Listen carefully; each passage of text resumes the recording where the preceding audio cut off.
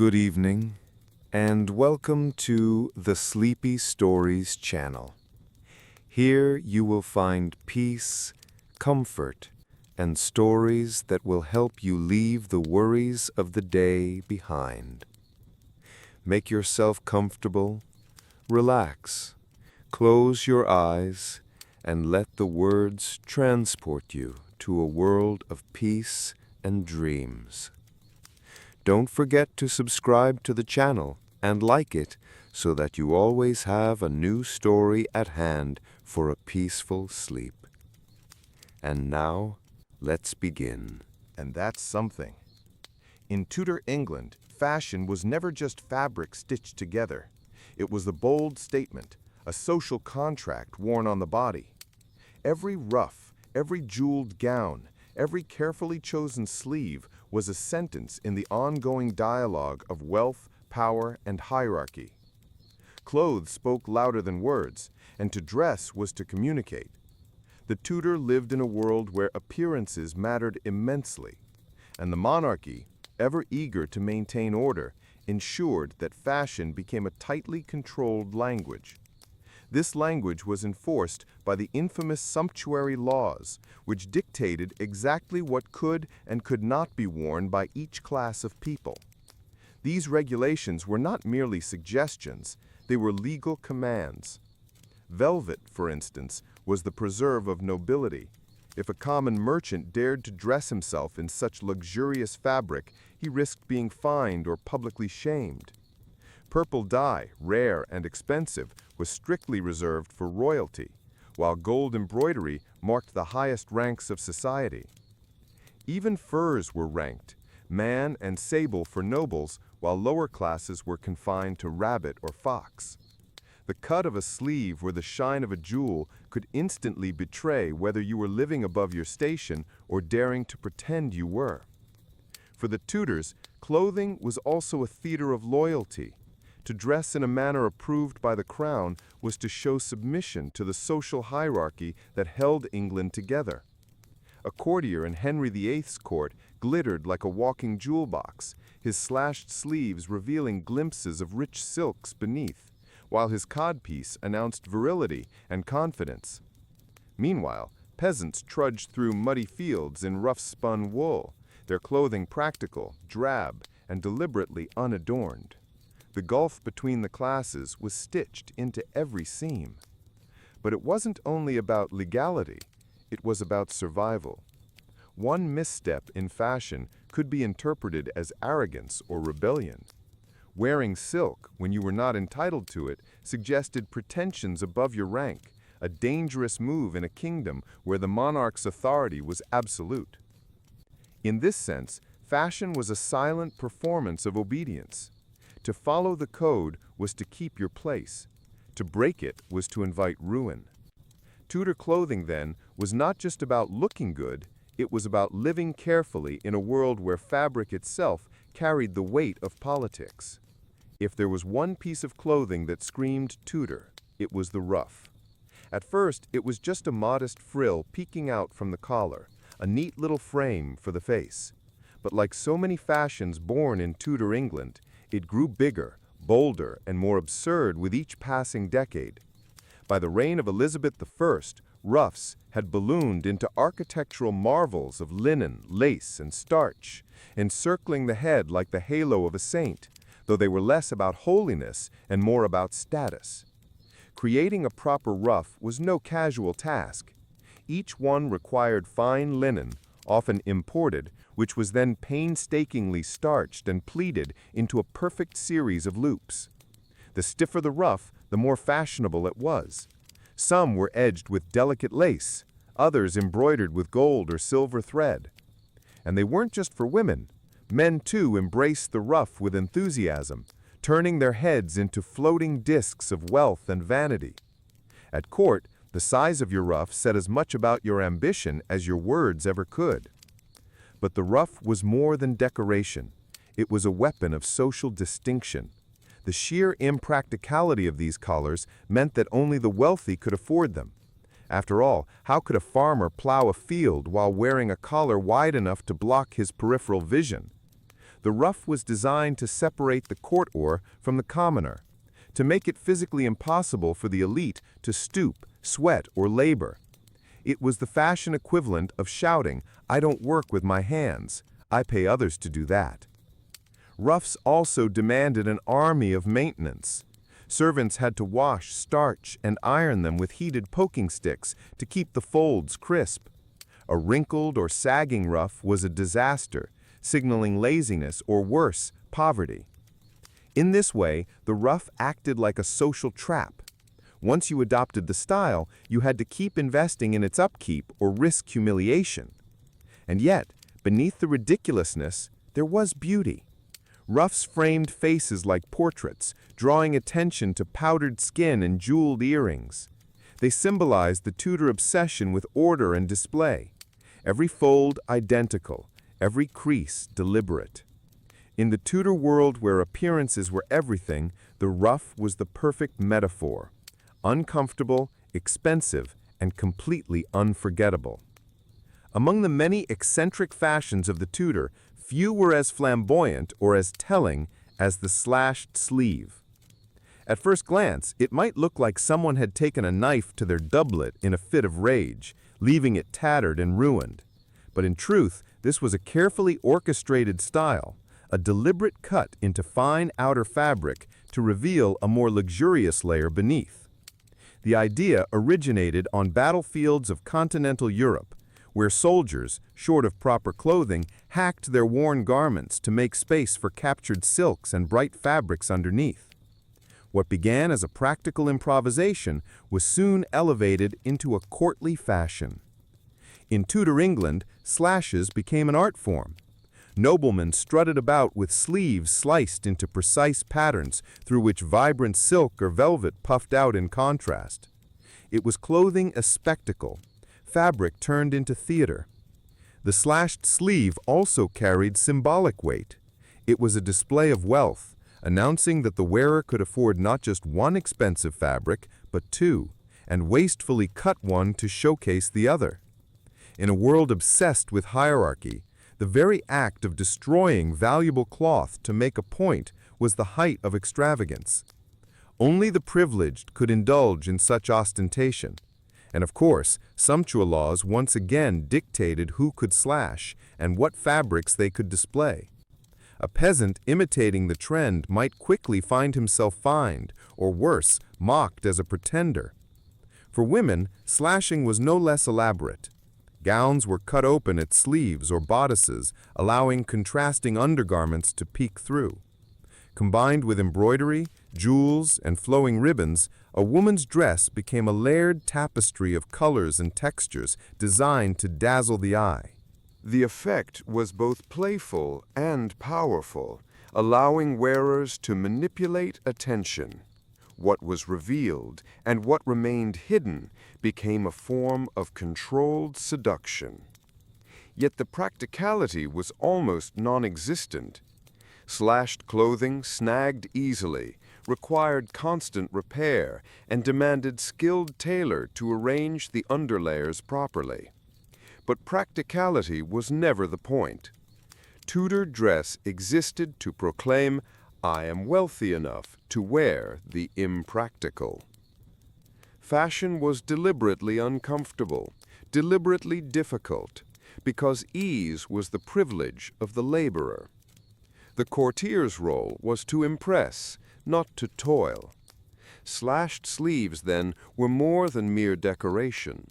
They were a metaphor for Tudor life itself, an age of surface brilliance, carefully orchestrated display, and the constant tension between what was shown and what was concealed.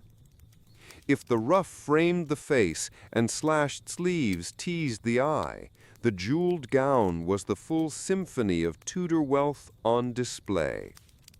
These gowns were not mere garments, they were walking treasuries, heavy with gemstones, pearls, embroidery, and precious metals stitched directly into the fabric.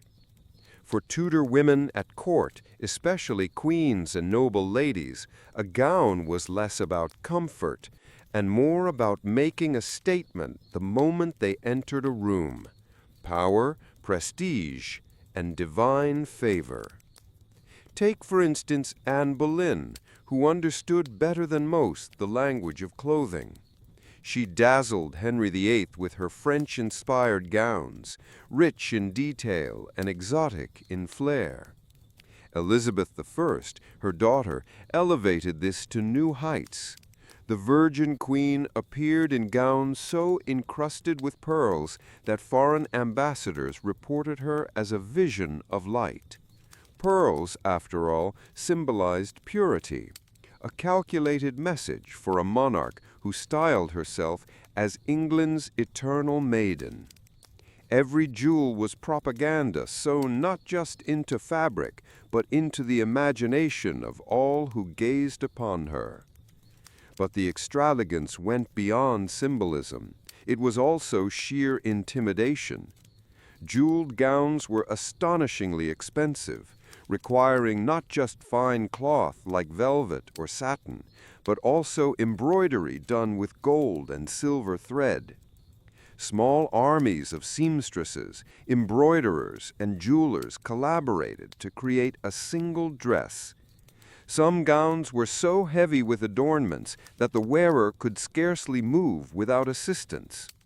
Far from being a drawback, this stiffness enhanced their aura. Queens and noblewomen moved slowly and deliberately, not because of ceremony alone, but because the weight of their clothing demanded it. These gowns also reinforced the great divide between classes. While the nobility glittered like living treasure chests, common women wore simple wool or linen. The jeweled gown was a reminder that the elite existed on a different plane, adorned with the very materials most people would never even touch. And like all things Tudor, there were rules. Certain stones and fabrics were reserved for royalty and the highest nobility. A lesser lady dressing above her station risked being accused of arrogance or ambition. The jeweled gown, then, was not fashion alone. It was a weapon in the arsenal of Tudor politics, a dazzling illusion of unshakable power. When Elizabeth I appeared robed in pearls and rubies, she was not simply dressed.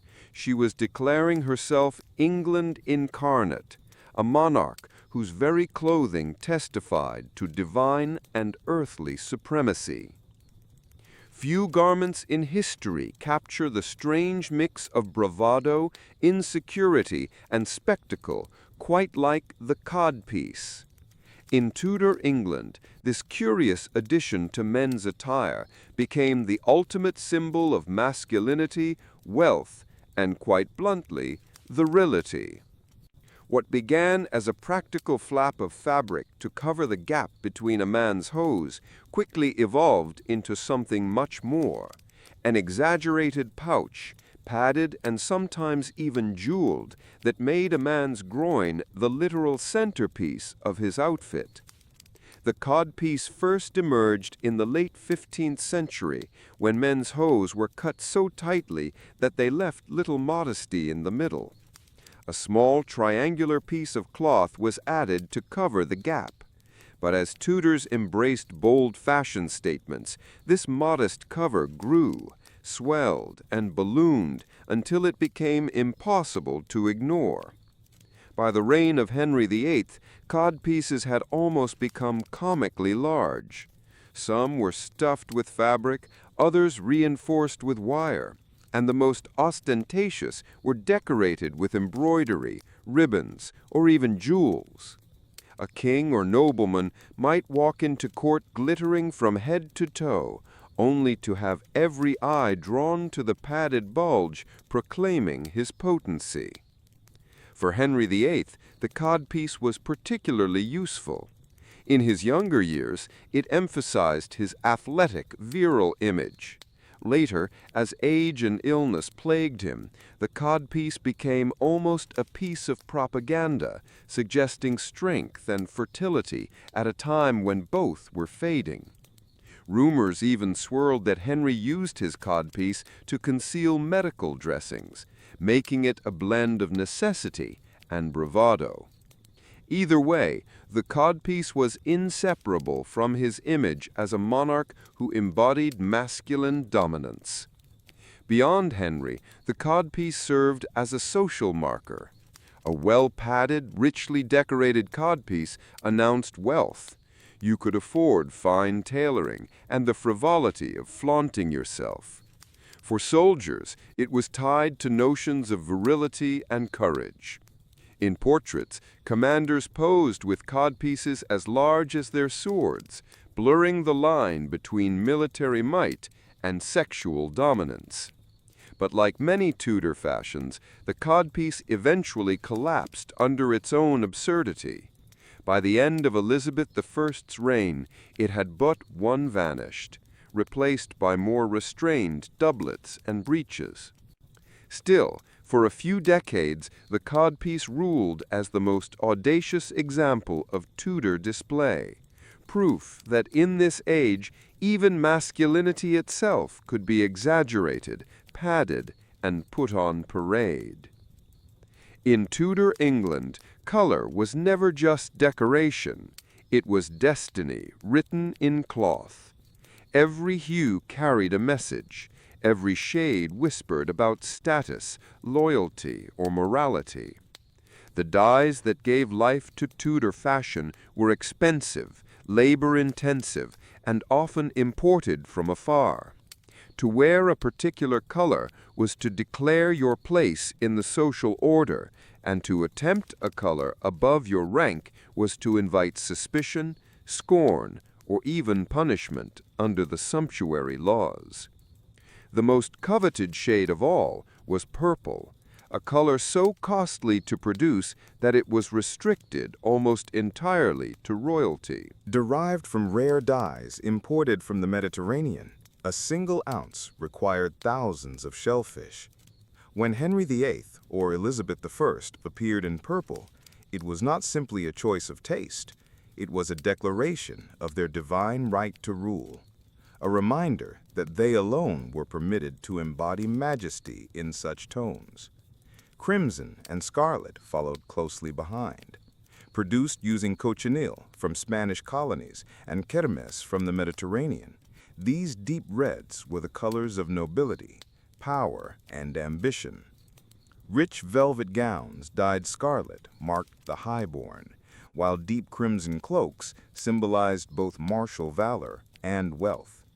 Black, though seemingly somber to modern eyes, was equally potent.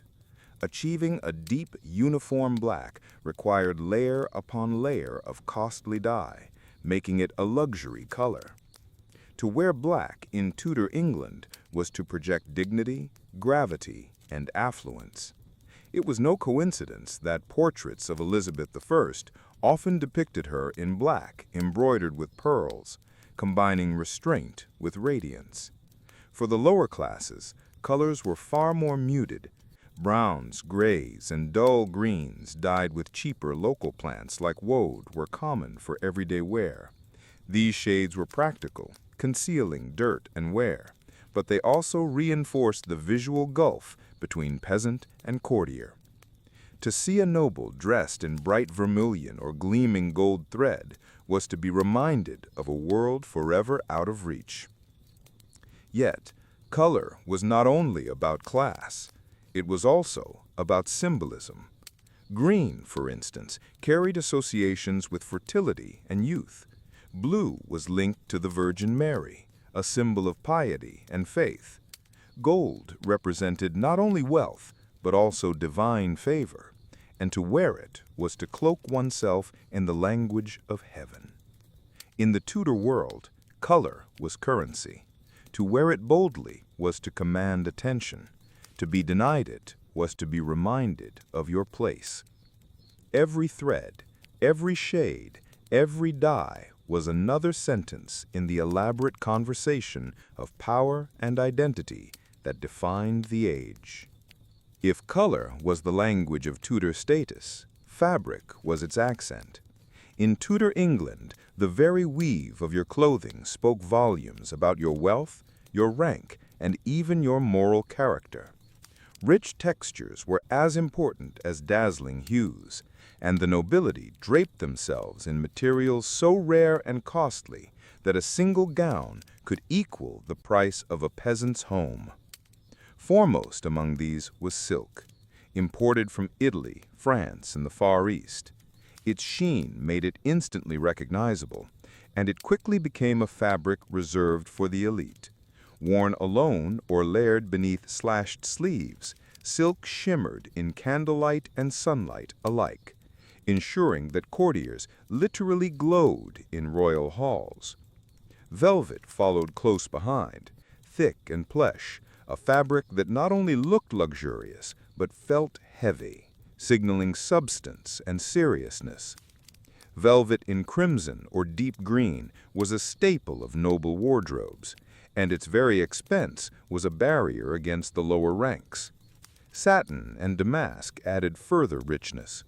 Damask, with its intricate patterns woven directly into the fabric, gave depth and texture to gowns and doublets, while satin's glossy surface created a smooth, almost liquid finish. These were not materials meant for the dirt and toil of daily life. They were meant for display, shimmering proofs that the wearer lived above labor. Fur, too, played its part. A Tudor gown lined with sable or lynx signaled the wearer's lofty status. Lesser furs, fox, rabbit, or lamb, were deemed suitable for those lower down the chain. Fur was warmth, yes, but more importantly, it was hierarchy stitched into the very lining of your coat. Henry VIII adored fur, often appearing in portraits swaddled in vast fur-lined robes that made him seem larger than life, both literally and symbolically. Even linen and wool, though more common, were carefully graded. The finest linens, bleached to a dazzling white, were used for shirts and smocks close to the body, serving as a canvas for jewels and embroidery. Ordinary folk wore coarse wool in natural tones, durable and practical. But among nobles, even wool could be transformed, dyed rich colors, and woven into fine cloth.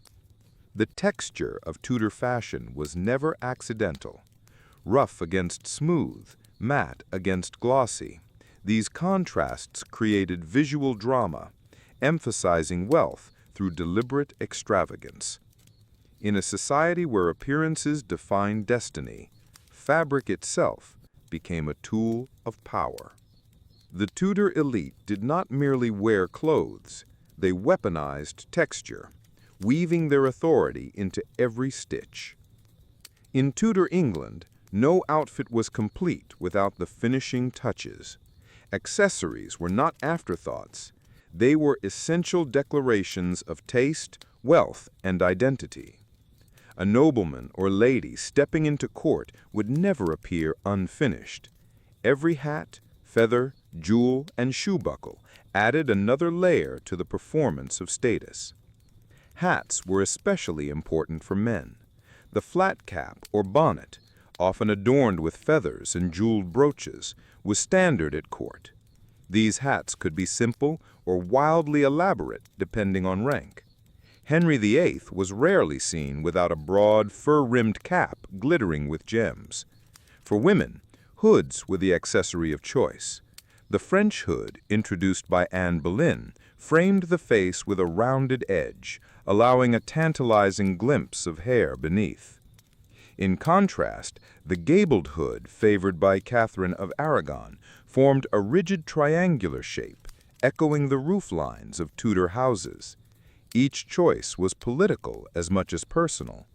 Adopting one hood over another aligned a woman with a particular faction or fashion trend. Jewelry served as both adornment and declaration. Necklaces of pearls and gold chains draped across gowns. Rings sparkled on every finger, and girdles, jeweled belts cinched the waist. For Elizabeth I, pearls became her signature, symbolizing purity and reinforcing her cultivated image as the Virgin Queen. Courtiers desperate to impress followed suit, dripping in gemstones even when their estates were drowning in debt. To appear poor in jewelry at court was to appear powerless. Shoes might seem like an afterthought, but in Tudor fashion, even footwear carried meaning. Men's shoes, known as duckbill shoes, were flat, wide, and often stuffed to exaggerate their shape. Some were slashed like sleeves, revealing rich fabrics beneath. Women's shoes, meanwhile, were often hidden under long gowns, but still crafted from fine leather, velvet, or silk. For indoor wear, both sexes sometimes used slippers embroidered with gold thread. The wealthy also had pattens, wooden platforms worn under shoes to elevate them above the mud, a practical necessity in a world where streets doubled as sewers.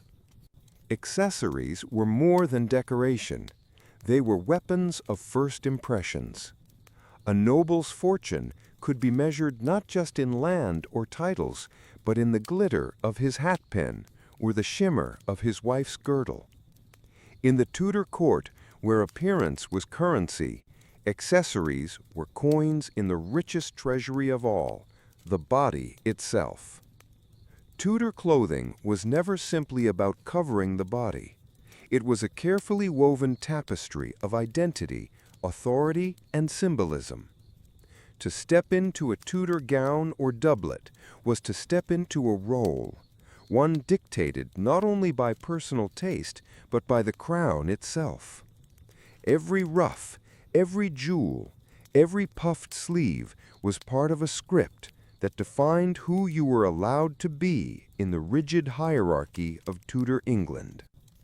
For the monarch, fashion was a stage. Henry VIII's vast fur-lined coats and monstrous codpieces projected dominance, virility, and wealth. Even as his body weakened beneath the burden of age and disease. Elizabeth I turned her gowns into armor of image, each encrusted with pearls, suns, and symbolic embroidery that cast her not just as a queen, but as a living icon. She mastered the art of dressing as politics, understanding that a single appearance could reinforce her legitimacy and awe her subjects more powerfully than any speech. For the nobility, fashion became both privilege and prison. They glittered in velvets and jewels, but those luxuries came at staggering expense. Families bankrupted themselves to keep up appearances at court, for to appear poorly dressed was to appear irrelevant. Fashion was as much about survival and politics as it was about beauty. It created allies, drew lines between factions, and allowed ambitious courtiers to show loyalty or superiority with every thread they wore. For the common people, the symbolism was more sobering. Their drab wool tunics and plain dresses marked them as firmly outside the spectacle. They were reminded daily that color, fabric, and excess were privileges reserved for others. Clothing kept the social order visible at all times, making inequality impossible to ignore. Yet, the legacy of Tudor fashion endures far beyond its century. Today, the image of a Tudor ruff or a jeweled gown instantly conjures the grandeur and excess of the age. Fashion historians see in these clothes not only beauty, but also politics, ambition, and propaganda. In many ways, Tudor fashion foreshadowed the modern obsession with image, where what we wear still communicates status, values, and identity. In the end, Tudor fashion was more than a matter of taste. It was the visible expression of power itself.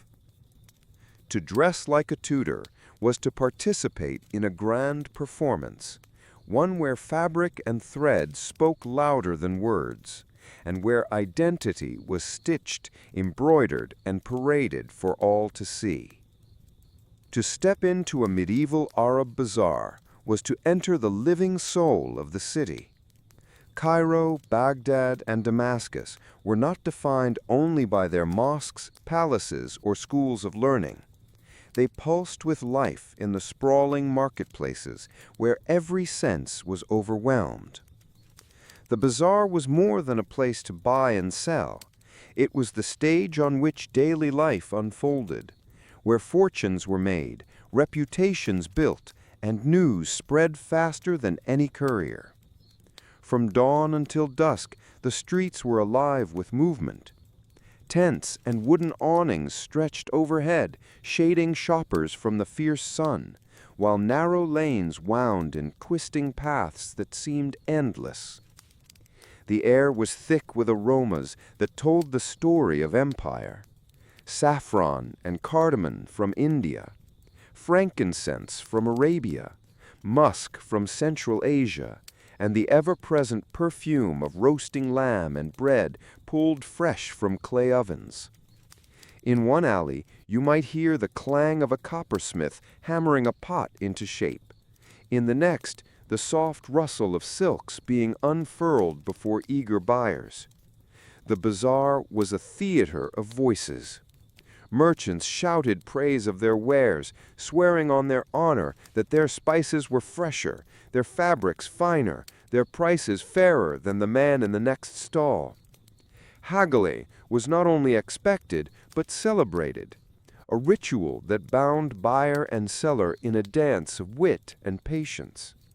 To pay the first price offered was a mark of inexperience, even shame. Yet commerce was only half the story. The bazaar was also the gossip mill of the city, where news of distant wars, court intrigues, or the latest scandal in the governor's palace spread like wildfire. Travelers, pilgrims, and traders carried stories from as far as Andalusia and Samarkand, making the market a hub of cultural exchange. Here, a scholar might debate theology beside a butcher's stall, while a poet recited verses to a curious crowd. For ordinary citizens, the bazaar was the center of community life. It was where a father might choose a bride's dowry cloth, where a mother brought her children to taste sweet honey cakes, and where neighbors shared whispered news over cups of steaming coffee or tea. In these bustling lanes, the city's identity was woven together, not in stone or parchment, but in trade, conversation, and daily human connection. If the medieval Arab bazaar had a signature, it was its fragrance. To walk its winding streets was to be enveloped in a tapestry of aromas, each one a thread linking the city to lands far beyond its walls. Spices and perfumes were not merely commodities, they were luxuries, medicines, status symbols, and in some cases, weapons of diplomacy. Stalls overflowed with baskets of saffron, its golden threads worth their weight in silver, carefully measured out by merchants who guarded them as if they were jewels. Cinnamon and cloves arrived from India and the Indonesian Isles, transported by camel caravans and dhows across seas and deserts. Black pepper, so commonplace today, was then a luxury spice, a prized seasoning for elite households. Cardamom pods, nutmeg, and ginger were stacked in neat piles, their strong fragrances perfuming the air long before the customer reached a store. Perfume sellers added another layer to this sensory theater. In their shops, carved wooden shelves displayed bottles filled with rosewater from Persia, musk from Tibet, ambergris carried by sailors from the Indian Ocean, and frankincense harvested in Arabia. Perfumes were more than adornments. They played a central role in religious rituals, courtly life, and medicine. Physicians prescribed them to balance humors, while nobles used them to mark social distinction. The Prophet Muhammad himself had praised perfume, and in medieval Islamic society, scent was considered a reflection of cleanliness, piety, and refinement. Every purchase came with performance. Sellers invited customers to inhale the sharp bite of saffron or rub a drop of oil on their skin. They boasted of distant origins, from the mountains of Yemen, from the ships of Gujarat, and sometimes exaggerated, for in the bazaar, storytelling was as important as the product itself. Buyers, in turn, haggled, not only over price, but over the prestige of the purchase. To walk home with a pouch of imported cinnamon was to carry a symbol of wealth just as much as food. But spices and perfumes were more than luxuries. They were bridges between worlds. Each whiff was a reminder that Cairo, Baghdad, and Damascus were not isolated cities, but crossroads of empire. The sense of the bazaar told of caravans trudging across deserts, ships sailing monsoon winds, and merchants weaving a network that stretched from China to Andalusia. In this fragrant economy, the bazaar was not just local, it was global, its air thick with the breath of half the world. If spices gave the bazaar its fragrance, textiles gave it its color. The markets of Cairo, Baghdad, and Damascus dazzled with fabric. Rolls of silk glowing like liquid light, carpets spread across the ground like woven gardens, and bolts of cotton stacked in every hue imaginable. In a society where clothing reflected rank, wealth, and taste, textiles were not just commodities, but powerful symbols of identity. Silk, the most coveted of all, came from China and Central Asia via the Great Silk Road, as well as from Byzantine and Persian looms. To touch it was to feel luxury itself, smooth, shimmering, and impossibly fine compared to coarse wool or linen. In the bazaars, merchants unfolded their silks with theatrical care, letting the fabric ripple in the sunlight to impress buyers. Wealthy families bought it for wedding garments. Nobles draped it across cushions and curtains, and rulers gifted it to foreign ambassadors as tokens of prestige. Carpets were another treasure, from Persia, Anatolia, and even local workshops. Carpets were both functional and artistic, their patterns alive with geometry, flowers, and sacred symbolism. A carpet was not merely something to walk on, it was prayer space, status symbol, and heirloom. In mosques, carpets softened the floor for worshippers. In homes, they decorated walls and floors alike. Buyers in the bazaar examined knots and dyes with care, for a fine carpet could last generations and command prices high as jewels. Cotton and wool, though less expensive, were no less vital. Egypt in particular exported high-quality cotton, dyed in bright blues and reds. Ordinary people bought sturdy wool or linen for everyday garments, while merchants purchased in bulk to resell across distant lands. Dyers' quarters filled alleys with vats of indigo, madder root, and saffron, staining fabrics in brilliant shades that transformed the bazaar into a festival of color. Every transaction was alive with ritual. Buyers tugged at the weave to test strength, held fabric to the light to see its quality, and always haggled fiercely over price. Sellers responded with boasts of origin, Persian knots, Damascus dyes, knowing that provenance carried as much value as the cloth itself. To wander the textile stalls was to witness a pageant of wealth and aspiration. Here, fabric was more than material. It was memory, status, and connection. Each thread bound the bazaar to the wider world, weaving together China, Persia, India, and the Mediterranean into one vast, colorful tapestry. If the medieval bazaar dazzled the eye and intoxicated the nose, it also overwhelmed the ear. The market was a symphony of sound, an unending chorus that blended commerce, music, and storytelling into the daily rhythm of urban life. To step into the bazaar was to be immersed in a soundscape where every noise had meaning. The loudest voices belonged to the merchants. They cried out their wares with practiced rhythm, their chants designed to cut through the clamor. "Fresh figs, sweet dates, best prices in Cairo," echoed beside the sharp bark of the spice seller, boasting of saffron from distant lands. Haggling filled the air. Buyers and sellers engaged in playful arguments, both parties aware that the performance of bargaining was half the transaction. Shouts rose, laughter followed, and when agreement was finally reached, it was sealed with a handshake, and often a blessing. "May God bring you profit." Yet the bazaar was not all commerce. Between stalls, musicians played lutes, flutes, and drums, their melodies weaving through the crowd like invisible threads. Some were professionals, hired by coffeehouse owners to attract patrons. Others were wandering minstrels who lived from coin to coin, their songs carrying tales of heroes, lovers, and saints.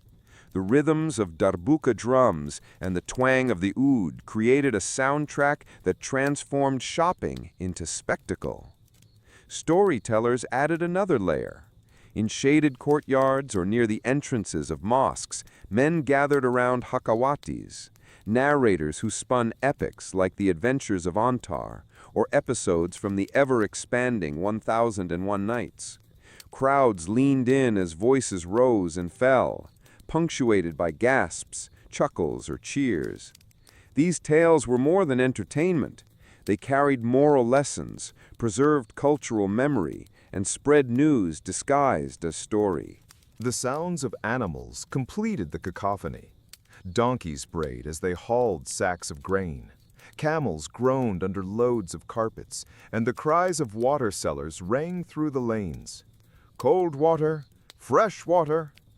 Children darted between stalls, laughing and shouting, while the clang of blacksmiths and the rasp of woodcarvers added sharp metallic notes to the mix. The bazaar soundscape was not chaos, but life in motion. Every voice, every instrument, every animal call was part of a larger harmony.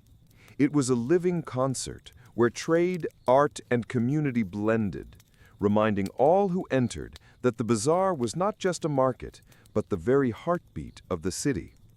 The medieval Arab bazaar was not only an economic engine, it was a political arena.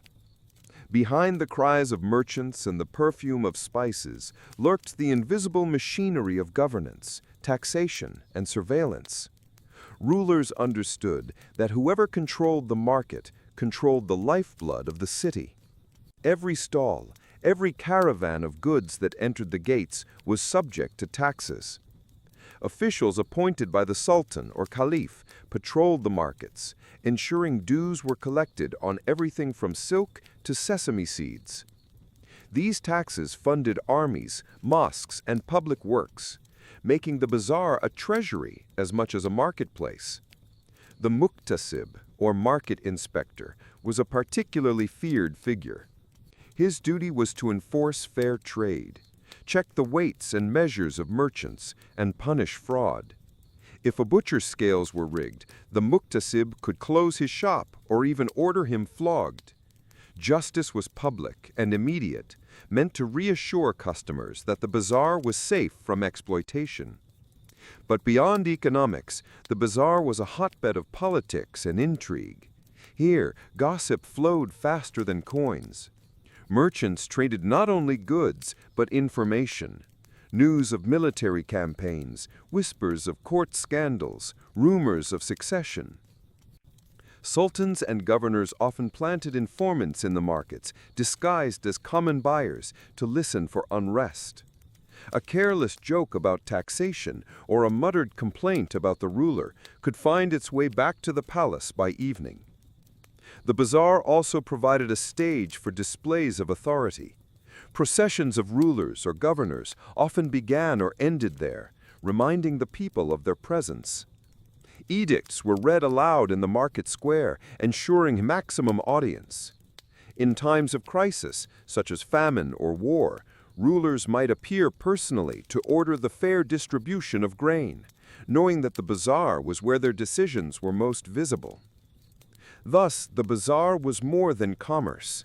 It was a place where rulers and ruled met in an ongoing negotiation of power, where taxes filled coffers, spies gathered whispers, and politics mingled with trade as seamlessly as perfume with air. In the medieval Arab bazaar, faith was never separate from daily life. It infused every lane, every shop, every transaction. Unlike modern markets, where commerce and religion are often divided, the bazaar existed in the shadow of mosques, madrasas, and shrines. Faith was not only practiced within the walls of sacred spaces, it was lived openly in the heart of the marketplace. The call to prayer structured the rhythm of the bazaar. 5 times a day, the muezzin's voice echoed from minarets, rising above the noise of bargaining and clattering hooves. At once, shopkeepers drew curtains over their stalls. Customers paused in mid-haggle, and men streamed to the nearest mosque or prayer corner. Markets in Cairo might fall suddenly silent, save for the shuffle of sandals on stone, before bursting back to life with renewed energy after prayer. Charity, too, was an inseparable part of bazaar culture. Merchants were expected not only to sell, but to give. A portion of profits was often donated as zakat, alms mandated by Islamic law, or as voluntary sadaqah. In some bazaars, water fountains and public kitchens funded by charitable endowments, waqf, stood at the entrances, ensuring that the poor and travelers did not go thirsty or hungry. To refuse generosity was to risk both divine displeasure and social scorn. Ritual purity shaped how goods were handled. Butchers adhered to Islamic rules of slaughter, and market inspectors ensured that food was prepared according to religious standards. Perfume sellers invoked hadiths praising cleanliness, while scribes often copied Quranic verses for sale alongside poetry. Faith was woven even into commerce itself. Contracts and receipts might open with, "In the name of God," reminding buyer and seller that every transaction carried moral weight. Religious festivals turned the bazaar into a stage of celebration. During Ramadan, markets lit up with lanterns. Sweet sellers displayed trays of honey cakes, and nights were filled with music after the fast. On Eid, bazaars were crowded with families buying new clothes, perfumes, and gifts, their joy spilling into streets already decorated with banners and lights. The bazaar was never only about goods. It was about the soul of the city. Here, devotion walked hand in hand with commerce. Prayers mingled with bargaining, and charity softened the harshness of trade. In the medieval Arab world, to shop was also to live one's faith in public, surrounded by the shared rituals that bound community and belief together. The medieval Arab bazaar was not only a marketplace for goods, it was a crossroads of civilizations. Few other places in the world brought together such a diversity of peoples, languages, and traditions. Cairo, Baghdad, and Damascus stood at the junction of global trade routes, and their bazaars reflected this international reach. To walk through them was to encounter half the known world in a single afternoon. Foreign merchants were common sights. Persian traders in flowing robes offered carpets and metalwork. Indian merchants unloaded spices, precious stones, and cotton. Greek and Italian dealers carried glassware, wines, and fine cloth. From the African interior came ivory, gold, and enslaved people, while caravans from Central Asia brought horses, furs, and exotic birds. Each group spoke its own tongue, but Arabic served as the lingua franca of trade, allowing deals to flow smoothly across cultural boundaries. The bazaar also functioned as an embassy without walls. Diplomats and envoys often visited markets to observe local wealth and gauge the mood of the city. Deals struck here could shape alliances, while disputes could escalate into political crisis. In this way, bazaars served as informal stages of diplomacy, where trust and suspicion mingled as tangibly as the scents of cinnamon and musk. But the cultural exchange was not limited to politics or commerce. It extended to knowledge. In Baghdad's bazaars, booksellers sold volumes of philosophy, medicine, and astronomy, many translated from Greek, Persian, and Sanskrit into Arabic.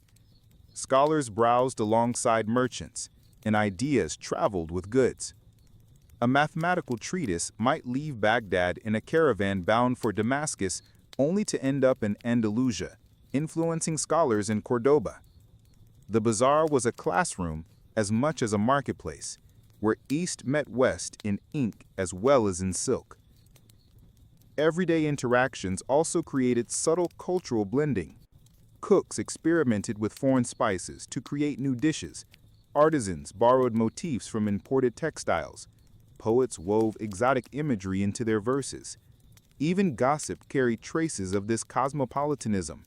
As stories from distant lands mingled with local tales, the Arab bazaar then was more than a place of trade. It was a meeting ground of worlds. Here, cultures collided, mingled, and reshaped one another. Standing in a crowded alleyway surrounded by goods and voices from across continents, a medieval shopper might feel as if the entire globe had come to their doorstep. Though the bazaar was a marketplace, it was also a stage for entertainment and a meeting ground for community life. People came not only to buy spices, silks, or carpets, but to see and be seen, to enjoy diversions, and to connect with the pulse of the city. The bazaar was the medieval Arab world's theater, cafe, and town square all in one. Coffee houses and tea stalls quickly became magnets for conversation. Men gathered to drink steaming cups sweetened with sugar or flavored with cardamom, while debating poetry, politics, or the latest rumors from the palace. These gatherings blurred the line between leisure and news. A coffee house was where one might learn of a new sultan's decree, hear a recitation of love verses, or even witnessed a heated argument about theology. Entertainment spilled into the lanes. Street performers dazzled crowds with acrobatics, juggling, and feats of strength. Snake charmers and trained monkeys drew circles of curious children and travelers, their laughter rising above the marketplace noise. Musicians with lutes and drums provided a soundtrack to daily life, while dancers, often accompanied by clapping and chants, performed in open courtyards or at festivals. The storytellers, the hakawatis, were among the most beloved figures. Sitting on stools or platforms, they recited epics and romances that transported audiences far beyond the bazaar's walls. Tales of heroes like Antar, or fantastical adventures from what would become 1001 Nights, were shared in episodes, keeping listeners returning day after day to hear the next installment. These stories carried moral lessons, preserved cultural memory, and reminded audiences of their shared heritage. The bazaar was also a place of sociability for women, though their participation was shaped by custom and region. Women shopped for household goods, fabrics, and perfumes, often accompanied by relatives or servants. Within these errands, friendships were reinforced, dowries negotiated, and family alliances strengthened. The bazaar thus became a social bridge, binding households into the wider fabric of urban life. Festivals transformed the market into a carnival. During Ramadan, lanterns lit the night. Sweet sellers offered trays of honeyed pastries, and storytellers kept crowds enchanted until dawn. On holidays like Eid, entire families flocked to the bazaar in their finest clothes, filling the alleys with joy and celebration. The bazaar was never only about trade. It was where people gathered to live. Through laughter, stories, music, and shared ritual, it became a living stage of entertainment and social life, the true theater of the medieval city. Long after the traders packed away their wares and the storytellers finished their tales, the legacy of the medieval Arab bazaar continued to shape the world.